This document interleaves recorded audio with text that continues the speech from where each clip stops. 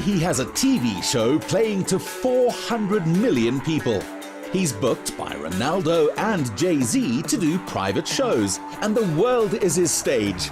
During his Seeing is Believing tour promotional visit to SA, we witnessed the real magic of this superstar, his way with people. So I've got some cards here. Yes. I'll give them a shuffle, like this.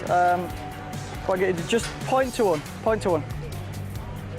That one right there, look at it. Remember it, show everybody. Perfect. You've seen it as well, right? Yeah, perfect. What I'll do, I'm going to put it about halfway down. I'm going to put them right here. Can you see the cards, yeah? Watch.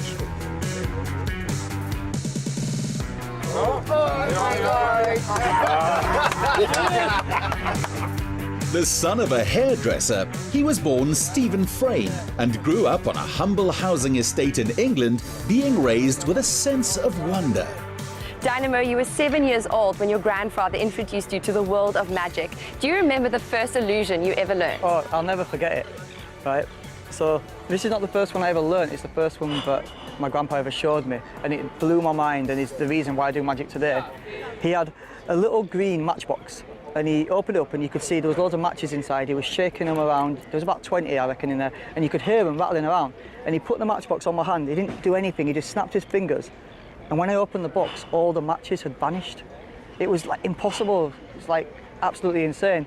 I still, to this day, don't know how he did it, but that was the first time I'd ever had my mind blown by magic. I'm guessing your mother didn't name you Dynamo. I was performing in New York in 2001. I was just Stephen the Magician then. I know, it doesn't quite have the same ring to it. And halfway through my performance, a guy stands up and he goes, "This kid's a Dynamo!" And the name kind of stuck. Like from then on, everyone at the conference I was performing at would call me the Dynamo Kid. As I got older, I lost the kid bit, but Dynamo's still alive. They say it takes years to become an overnight success. It took 8 years before Dynamo appeared on our screens. Would you say that it was your DVD Underground Magic that was the start of it all? Yeah, so like I've been doing magic now since I was 11 years old, properly, and I always had this vision to create videos and to put my stuff out there, but the TV channels didn't quite understand my vision.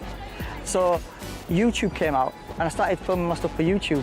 The local youth club I used to go and hang out at, they really helped me and introduced me to the Prince's Trust and Prince Charles's charity. He gave me a business startup loan so I could buy a really good camcorder and a laptop and start filming my things for real. And I made this DVD, Underground Magic, with the money from the Prince's Trust. It featured me doing magic backstage for like Coldplay and Snoop Dogg.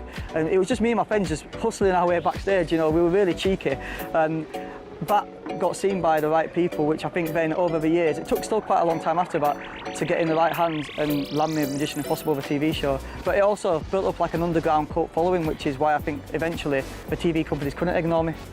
What is it about magic that captivates everyone, including adults? When you watch magic, it reminds you of a time when you're young and you don't know how everything works. So when you see it, you're like, how's it possible? And you're like a child again. And I think it's that childlike state of mind that we all long for is what magic brings out. So, you know, that's why I think everyone kind of gets captivated by it. And that's probably why I love it, because I'm just a big kid. I've never really grown up. I get to do these magical things all the time and kind of keep that childlike sense of wonder.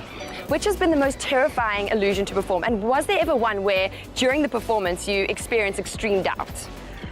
There's definitely been a few shaky moments. When I levitated above the Shard, like I was like 16,000 feet above ground level. I was the highest thing in Europe for that moment that I was up there. And I've never been the biggest fan of heights, so I was definitely scared of that. But I think the adrenaline kind of took over, and you know, I look back now and it was one of the greatest things I've ever done. Well, perhaps there's another height you can conquer. Would you like to join me up Table Mountain? The view from the top makes it absolutely worth it.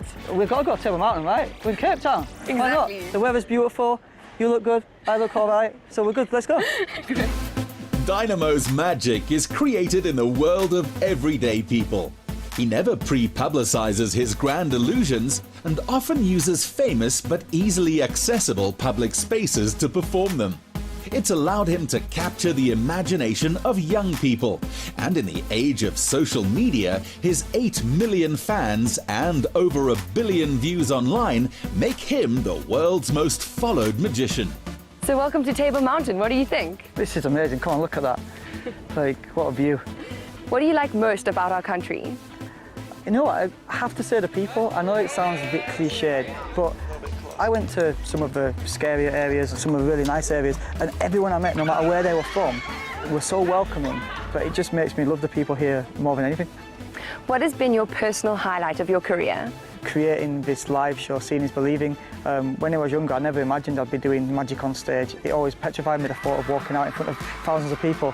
But a few years ago, I set myself a challenge. You know, I thought people have been so supportive of what I do, and they all want to see it live. So I've got to create a show that I can take all over the world.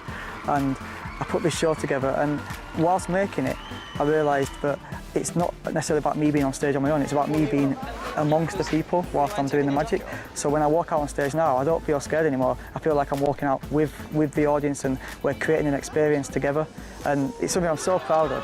I've picked some of the best magic from the TV shows that I've done over the years and crammed it into the show, as well as adding loads of new ideas. So I think it's really going to take people by surprise.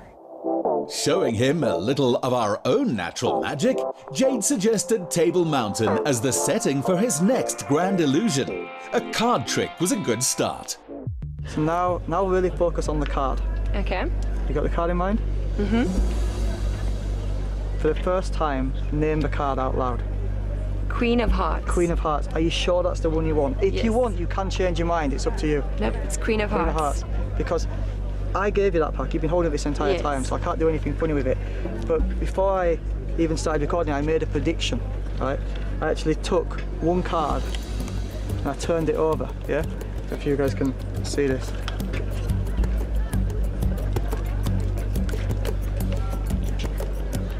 Do this nice and slowly.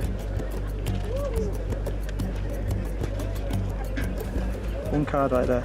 Take a look. Queen of Hearts. You give me goosebumps. That's incredible.